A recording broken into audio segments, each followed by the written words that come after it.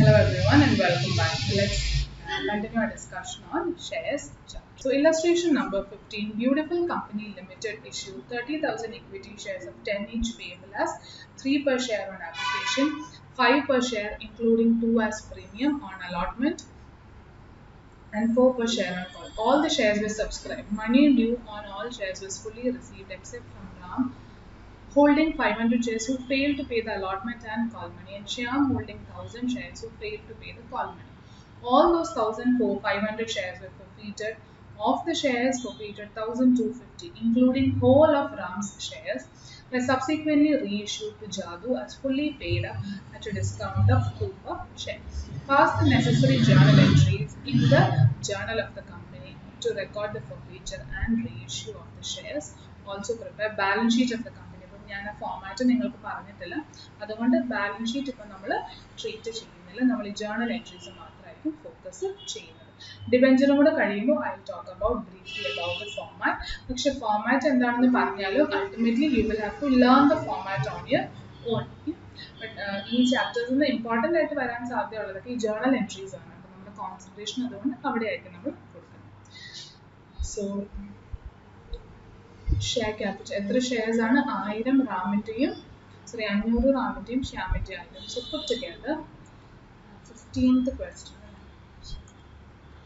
Equity share capital account debit 1500 shares ആണ് totally forfeit ചെയ്യുന്നത്. Fully called up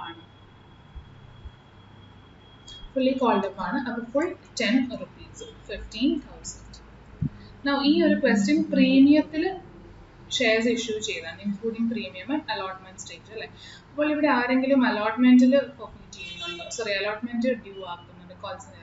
Ram allotment തൊട്ട് payment തന്നിട്ടില്ല, which means റാമിന്റെ കയ്യിൽ നിന്നുള്ള 500 ഷെയർസ് ഫോർഫീറ്റ് ചെയ്തപ്പോൾ സെക്യൂരിറ്റീസ് പ്രീമിയം നമ്മൾക്ക് കിട്ടിയിട്ടില്ല, അതിനെയും റിവേഴ്സ് ചെയ്യണം. സോ സെക്യൂരിറ്റീസ് പ്രീമിയം റിവേഴ്സ് ചെയ്യുമ്പോൾ മാത്രം reverse only to the extent which is not received, that is only for 500 shares and the premium is 2 rupees.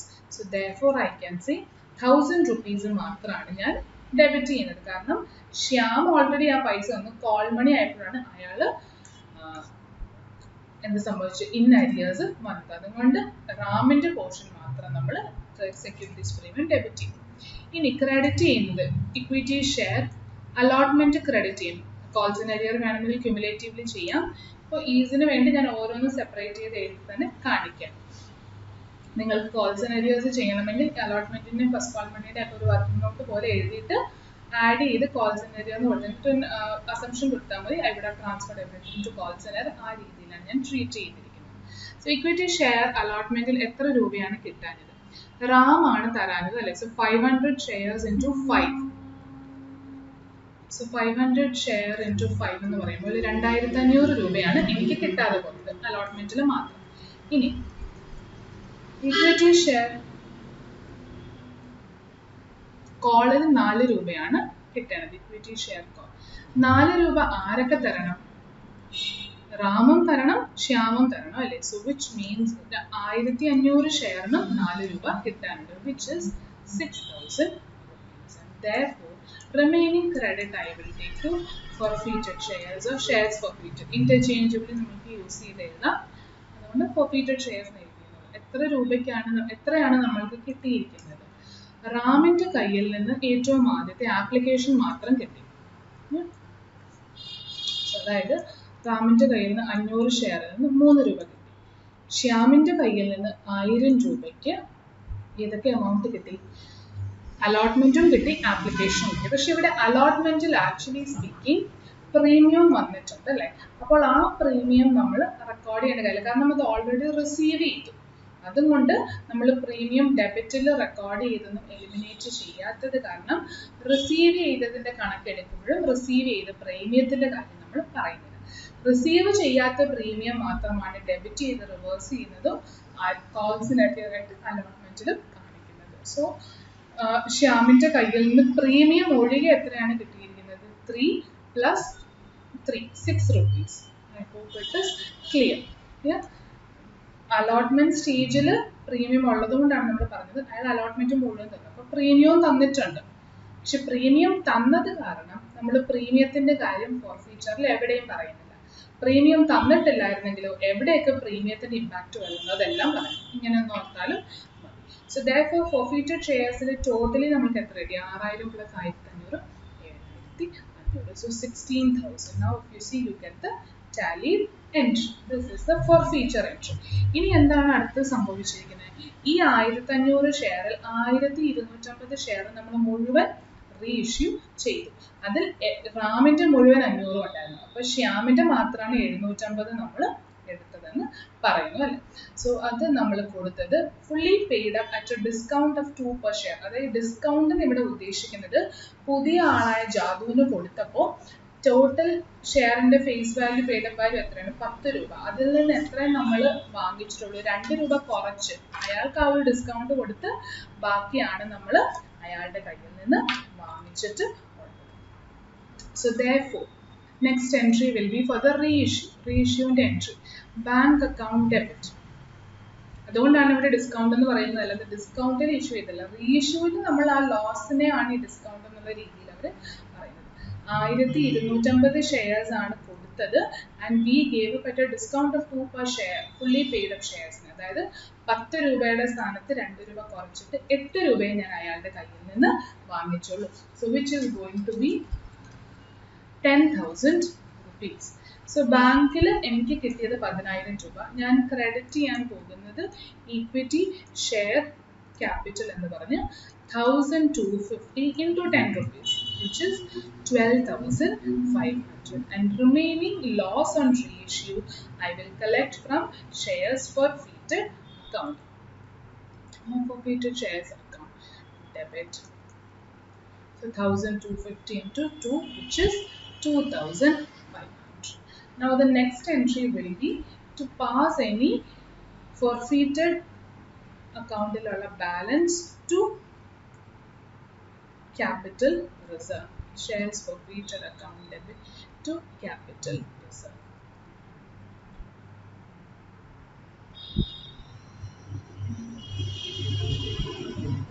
ഇവിടെ എത്രയാണ് ക്യാപിറ്റൽ റിസർവിലേക്ക് പോവേണ്ടത്? റാമിന്റെ ഫുൾ ഷെയർസും നമ്മൾ വിറ്റു അല്ലെ. സോ റാമിന്റെ ഫുൾ ഷെയർസും വിറ്റ് കഴിഞ്ഞാൽ അയാളുടെ കയ്യിൽ നിന്ന് കിട്ടിയ ഫുൾ 1500 നമ്മൾ യൂസ് ചെയ്ത് കഴിഞ്ഞു. അപ്പോൾ ബാക്കി 1500 ആണ് നമ്മൾ എവിടുന്ന് പിക്ക് ചെയ്തിരിക്കുന്നത്? ശ്യാമിന്റെ ഷെയർസിൽ നിന്ന് 6000 നിന്ന് പിക്ക് ചെയ്തിരിക്കുന്നത്. So therefore how much can we transfer to capital reserve എന്നുള്ള കാര്യം നമ്മൾക്കൊന്ന് കമ്പ്യൂട്ട് ചെയ്യും. സോ റാമിന്റെ കയ്യിൽ നിന്ന് മുഴുവൻ നമ്മൾക്ക് കിട്ടിയത് എത്രയാണ്? 5000 into 3. സോ ഇതൊരു വർക്കിംഗ് നോട്ട് ആയിട്ട് എഴുതാം. റാമിന്റെ കയ്യിൽ നിന്ന് forfeited share balance എത്രയാണ്? 1,500. That is for 500 shares. ഇത് ഫുള്ളി നമ്മൾ റീഇഷ്യൂ ചെയ്തു. റീഇഷ്യൂ ചെയ്തത് എത്രയാണ് നഷ്ടം ഉണ്ടാക്കിയത്? Loss on reissue. റാമിന്റെ ഫുൾ ഷെയർസും റീഇഷ്യൂ ചെയ്തു. അപ്പോൾ ഓരോ ഷെയറിനും 2 രൂപ വീതം നഷ്ടം വന്നിട്ടുണ്ട് അല്ലേ. അതായത് 1000 രൂപയാണ് റാമിന്റെ മാത്രം ഷെയർ കൊടുത്തപ്പോഴുള്ള loss on reissue. Which means റാമിന്റെ കയ്യിൽ നിന്ന് കിട്ടിയ ഫോർഫീറ്റഡ് ഷെയർസിന്റെ എമൗണ്ടിൽ നിന്ന് ലോസിലേക്ക് നമ്മൾ റൈറ്റ് ഓഫ് ചെയ്യാൻ ഉപയോഗിക്കുന്നത് 1000 രൂപയാണ്. അപ്പോൾ ബാക്കി 500 is excess which will be transferred to capital reserve.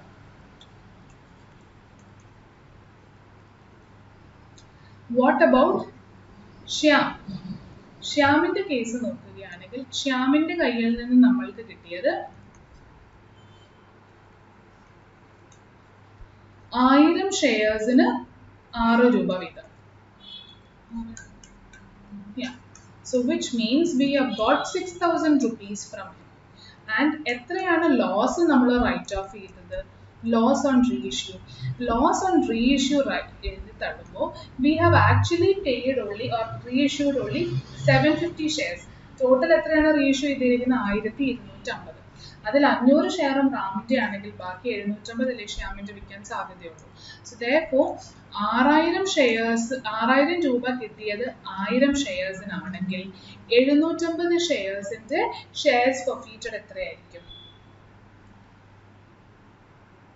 will be 6,000, 4,500.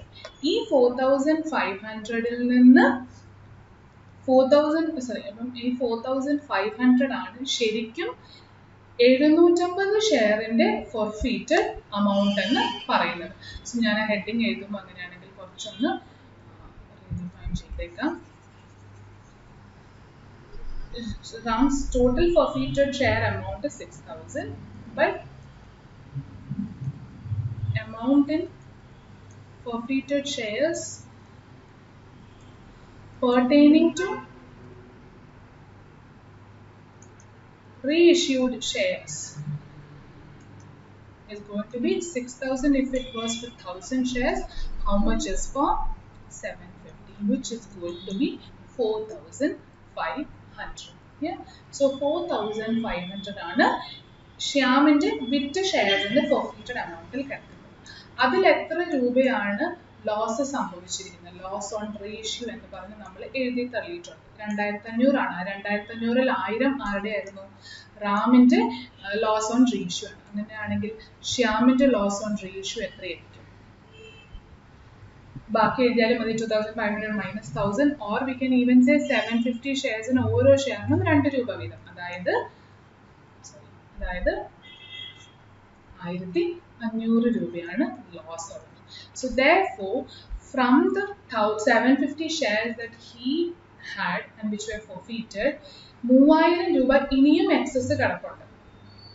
ആ 3,000 രൂപയും റാമിന്റെ ഷെയർസ് വിറ്റതിൽ പിന്നെയും ബാക്കിയുള്ള 500 ആയിരിക്കും. അപ്പോൾ ക്യാപിറ്റൽ റിസർവിലേക്ക് ട്രാൻസ്ഫർ ചെയ്യാൻ പറ്റുന്ന 3,500 എക്സസ് ഫോർഫീറ്റഡിൽ കിടക്കുന്നത്. അതിന് എഗൻസ്റ്റ് ആയിട്ട് നമ്മൾക്ക് ഷെയർസ് ഇല്ല. അപ്പോൾ ഫോർഫീറ്റഡ് അക്കൗണ്ട് നോക്കിയാൽ എന്തെങ്കിലും ബാലൻസ് ഉണ്ടോ എന്ന് നോക്കി. 7,500 minus 2,000 and 5,000 ഡെബിറ്റ് ആണ്. 5,000 ക്രെഡിറ്റ് ആണ്. 5,000 ക്രെഡിറ്റ് നിന്ന് 3,500 പോയി. അപ്പോൾ പിന്നെയും ഉള്ളത് എന്താണ്? ഒരു 1,500 ആണ്. ആ 1,500 എന്തിന്റെ ഷെയർ ആണ്? It is going to be remaining shares. അതായത് ശ്യാമിന്റെ ബാക്കി വിൽക്കാനുള്ള 250 ഷെയറിന്റെ ഫോർഫീറ്റഡ് ബാലൻസ് ആണ് ബാക്കി കിടക്കുന്ന 1,500. അതായത് 6,000 4,500 ഡിഫറൻസ് ഉണ്ടെങ്കിലും നമുക്ക് പറയാം. So loss on reissue capital റിസർവിലേക്ക് പോവേണ്ടത് റാമിന്റെ കയ്യിൽ നിന്ന് വന്ന ഫോർഫീറ്റഡിൽ നിന്ന് കിട്ടുന്ന 500-ഉം ശ്യാമിന്റെ കയ്യിൽ നിന്ന് വരുന്ന 3,000 ചേർത്ത് 3,500. സോ ഫോർഫീറ്റഡിൽ നിന്ന് എത്ര ക്യാപിറ്റൽ റിസർവിലേക്ക് പോകണമെന്ന് നോക്കുന്നത് number of shares fully reissue ചെയ്തു ഇല്ലയോ നോക്കിയിട്ടാണ്.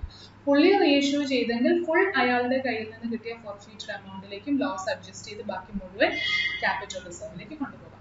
പക്ഷെ ഫോർഫീറ്റ് ചെയ്ത ഷെയർസ് മുഴുവൻ അല്ല റീഇഷ്യൂ ചെയ്യുന്നതെങ്കിൽ ക്യാപിറ്റൽ റിസർവിലേക്ക് ട്രാൻസ്ഫർ ചെയ്യുന്നത് എത്രയാണെന്ന് കണ്ടുപിടിക്കാൻ ആ ഫോർഫീറ്റഡ് എമൗണ്ടിനെ പ്രപ്പോർഷനേറ്റ്ലി ഒന്ന് റെക്കോർഡ് ചെയ്തിട്ട് വേണം, അല്ലെങ്കിൽ ബേസ് ആക്കിയിട്ട് വേണം ക്യാപിറ്റൽ റിസർവിന്റെ എമൗണ്ട് കണ്ടുപിടിക്കാൻ. So that is this question number 15. So with that we complete question number 15 also. And the balance sheet ഒക്കെ ചോദിച്ചിട്ടുണ്ട്. Since we have not recorded we have learned about presenting balance sheet, ഞാനിപ്പോൾ അത് എടുക്കുന്നില്ല. But quickly one point I will bring your attention to share capital notes to accounts നോക്കുക. അവിടെ subscribed, called up and paid up capital കണ്ടല്ലോ. അവിടെ 29,750 equity shares plus forfeited shares, അതായത് 250 share ഇപ്പോഴും forfeit ചെയ്ത് എൻ്റെ കയ്യിൽ കിടക്കുന്ന ശ്യാമിന്റെ ബാക്കി 250 ഷെയറിനെ കുറിച്ചാണ് പറയുന്നത്. അപ്പോൾ ആ 250-ഉം ഈ 29,750-യോട് കൂടി ചേരുമ്പോഴാണ് 30,000 ഷെയർസ്. ആ ഫോർഫീറ്റഡ് ഷെയർസ് നമ്മൾ ഇങ്ങോട്ടേക്ക് കോൾഡപ്പിലേക്ക് ആഡ് ചെയ്ത് 1,500 എന്നുള്ള രീതിയിൽ പ്രസന്റ് ചെയ്താണ്. With that we complete this question. Now let us quickly work out this question also, illustration number 16, and with that reissue നമ്മൾ cover up ചെയ്യും. A holds 2,000 shares of 10 each on which he has paid 2 on application money. B holds 4,000 shares of 10 each on which he has paid 2 application money, 3 allotment. C holds 3,000 shares of 10 each and has paid 2 on application, 3 on allotment and 3 on first call. They all failed to pay their arrears on the second and final call, and the directors therefore forfeited their shares. The shares are reissued subsequently for 12 per share fully paid up. journalize the transactions relating to the forfeiture and reissue. So, illustration number 16. Forfeiture entry ആണ് ഏറ്റവും ആദ്യം തന്നെ equity share capital will be debited. Equity share debit ചെയ്യാൻ എത്ര shares ആണ് നമ്മൾ forfeit ചെയ്യുന്നത്? എയുടെ 2000, ബിയുടെ 4000, സിയുടെ 3000. So 7 plus 2 9. അതായത് 2000 plus 4000 plus 3000 into fully called up ആണ് അല്ലേ, into 10. So which is 90,000. ഇനി ഇത് പ്രീമിയത്തിലാണെന്നൊന്നും പറയുന്നില്ല. So therefore securities premium debit ചെയ്യാൻ നമ്മൾക്ക് ഒന്നും തന്നെ ഇല്ല. So next is calls and arrears-ലേക്ക് കാണിക്കാം, അല്ലെങ്കിൽ ഓരോ സ്റ്റേജ് ആയിട്ട് കാണിക്കാം. എയുടെ കാര്യം നോക്കുക. എ ഏതാണ് പേ ചെയ്യാത്തത്? എ പേ ചെയ്യാത്തത് അല്ലെ, എ പേ ചെയ്തത് ആപ്ലിക്കേഷൻ മണി മാത്രമാണ്. സോ എയുടെ അരിയർ എന്ന് പറയുന്നത് ജസ്റ്റ് സൈഡിലേക്ക് നേടുന്നതാണ്.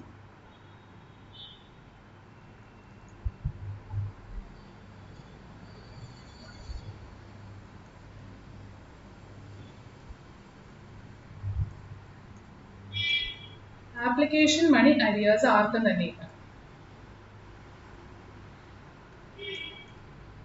അലോട്ട്മെന്റ് മണി അരിയർ ആർക്കാണുള്ളത് നോക്കാം.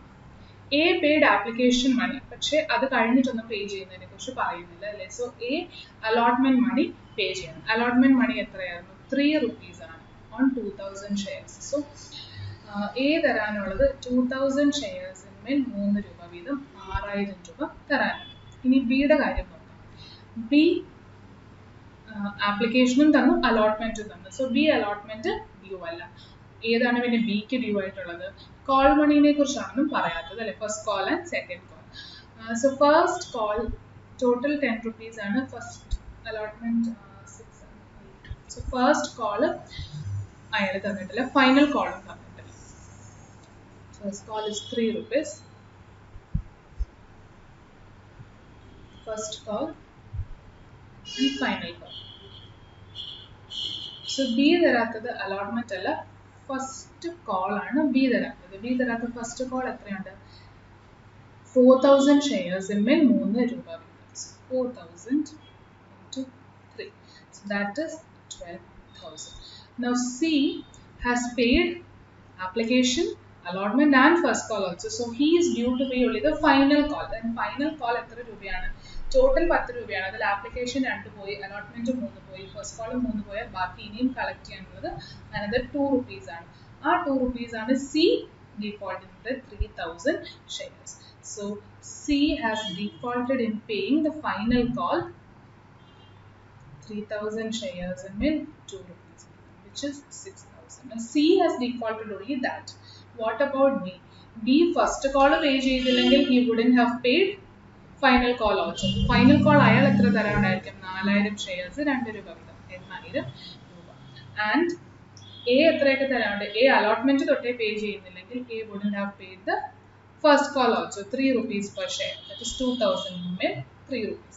ഫൈനൽ കോളും അയാൾ പേ ചെയ്തിട്ടുണ്ടാവുക 2000 into 2, which is 4000 rupees. So ഓരോ സ്റ്റേജിലെയും നമ്മൾക്ക് പാർട്ടി വൈസ് അല്ലെങ്കിൽ ഷെയർ ഹോൾഡർ വൈസ് അല്ല കോൾസ് ആൻഡ് അരിയർ വേണ്ടത്. Total calls and arrear towards each stage. Application സ്റ്റേജിൽ അരിയർ ഒന്നുമില്ല. അലോട്ട്മെന്റ് സ്റ്റേജിൽ എത്രയുണ്ട് അരിയർ? 6000. ഫസ്റ്റ് കോളിൽ എത്രയുണ്ട്? 6000 പ്ലസ് ബിയുടെ 12, 18,000. കുറച്ച് അലൈൻമെന്റ് മാറിപ്പോയെന്നുള്ള എഴുതിയത് 12 മേലെ ആയിപ്പോയി. ഫൈനൽ കോളിൽ 4000 plus 8000 plus 6000, that is again 18,000. So together 42,000 ആണ് ടോട്ടൽ അരിയേഴ്സ് എന്ന് പറയുന്നത്. അപ്പോൾ നമുക്ക് അരിയേഴ്സ് മുഴുവൻ കിട്ടി. അപ്പോൾ അരിയേഴ്സ് മുഴുവൻ കിട്ടിയാൽ നമ്മൾക്ക് ഇനി എന്ത് ചെയ്യാം എന്ന് അങ്ങനെ റെക്കോർഡ് ചെയ്തു പോകും. To equity share allotment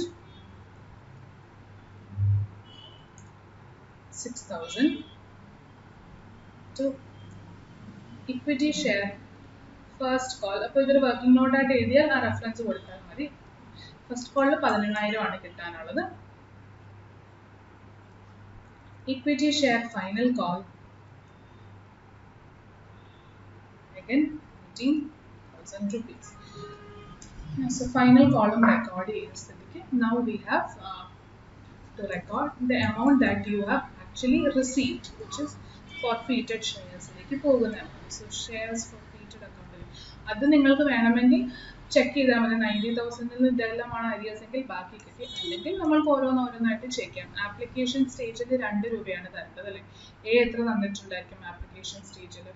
2000, B 4000. അങ്ങനെ വേണമെങ്കിൽ ഒന്നുകൂടെ വർക്കിംഗ് നോട്ടായിട്ടോ അല്ലെങ്കിൽ ഇതിനകത്ത് തന്നെ എഴുതാൻ പറ്റുകയാണെങ്കിൽ അങ്ങനെ ചെയ്താലും കുഴപ്പമൊന്നുമില്ല. Received amounts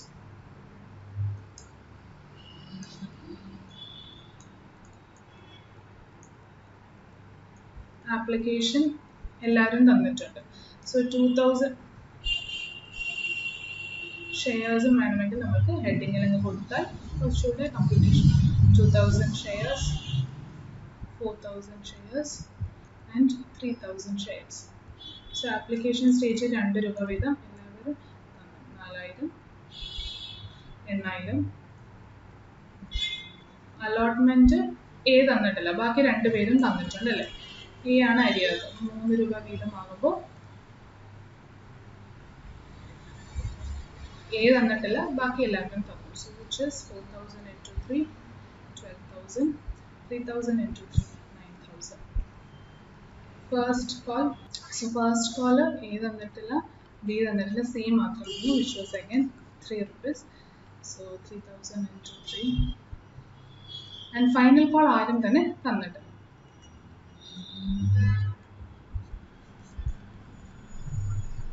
So total is going to be 4,000. എങ്ങനെ ടോട്ടൽ ചെയ്താലും കുഴപ്പമില്ല. 20,000, 18 plus 6. So which is going to be 49,000.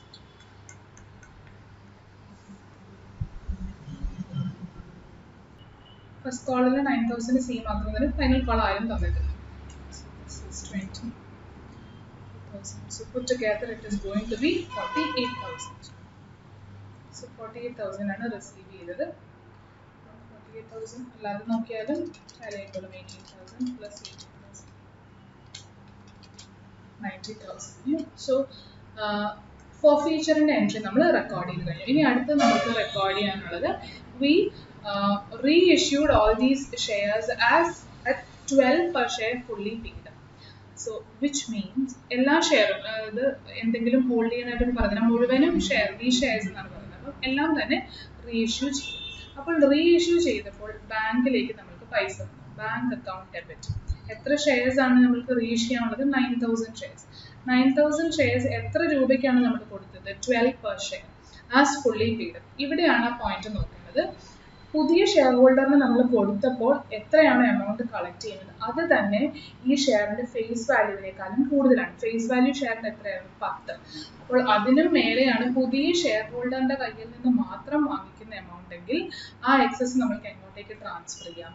Securities പ്രീമിയത്തിലേക്ക് transfer ചെയ്യാം. സോ therefore ബാങ്ക് അക്കൗണ്ട് വഴി കിട്ടിയത് 9,000 ഷെയർസിന്മേൽ 12 രൂപ വീതമാണ്. അതായത് I got 1,08,000 rupees, out of which equity share capital ആയിട്ട് എനിക്ക് ഫേസ് വാല്യൂ അല്ലേ കാണിക്കാൻ പറ്റുകയുള്ളൂ. അപ്പോൾ 9,000 ഷെയർസ്, സോ 9,000 into 10, 90,000 ഷെയർ ക്യാപിറ്റലാക്കും.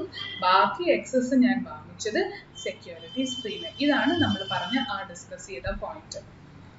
പുതിയ ഷെയർ ഹോൾഡറിന് മാത്രം കൊടുക്കുന്നത് കമ്പയർ ചെയ്ത് ഫേസ് വാല്യൂ ആയിട്ട് നോക്കുമ്പോൾ ഫേസ് വാല്യൂവിനേക്കാളും കൂടുതലാണെങ്കിൽ എക്സസ് സെക്യൂരിറ്റീസ് പ്രീമിയത്തിലേക്ക് ട്രാൻസ്ഫർ ചെയ്തു. പക്ഷേ പുതിയ ഷെയർ ഹോൾഡറിന് കൊടുക്കുന്ന എമൗണ്ടും പഴയ ഷെയർ ഹോൾഡറിന്റെ കയ്യിൽ നിന്ന് കിട്ടിയ ഫോർഫീച്ചറും കൂടെ ആഡ് ചെയ്ത് നോക്കുമ്പോഴാണ് ഫേസ് വാല്യൂവിന് കൂടുതലെങ്കിൽ സെക്യൂരിറ്റീസ് പ്രീമിയം എന്നുള്ളൊരു ചിന്ത നിങ്ങൾക്ക് വരികയും ചെയ്യാൻ പാടില്ല. ഈ ബാങ്ക് അക്കൗണ്ടിൽ നമ്മൾക്ക് കിട്ടാൻ പോകുന്ന എമൗണ്ട് ആ ഷെയറിന്റെ ഫേസ് വാല്യൂവിനേക്കാളും കൂടുതലാണെങ്കിൽ എക്സസ് സെക്യൂരിറ്റീസ് പ്രീമിയത്തിലേക്ക് ഇട്ടോളൂ. സോ ഈ ഒരു കേസിൽ ഒരു ലോസ് ഓൺ റീഇഷ്യൂ ഇല്ല. എപ്പോഴും ലോസ് ഓൺ റീഇഷ്യൂ വരണമെന്നില്ല. ഇങ്ങനെയുള്ള ഒരു കേസിൽ ലോസ് ഓൺ റീഇഷ്യൂ ഇല്ല. ഇനി ഈ ഷെയർസ് എന്തെങ്കിലും നമ്മുടെ കയ്യിൽ ബാക്കിയുണ്ടോ? ഒന്നും തന്നെ ഇല്ലതാണ്. അപ്പോൾ ഫോർഫീറ്റഡ് ഷെയർസ് വഴി കിട്ടിയ ഫുൾ എമൗണ്ടും നമ്മൾ എങ്ങോട്ടേക്ക് ട്രാൻസ്ഫർ ചെയ്യും? We will transfer to capital reserve because we do not have any shares pending. So to capital reserve 48,000. Very important. Yeah, when should you record securities premium when reissue നടക്കുമ്പോൾ? അതാണ്. So with that, question number 16 is also. So do let me know if you have any queries. So till we meet again, stay safe.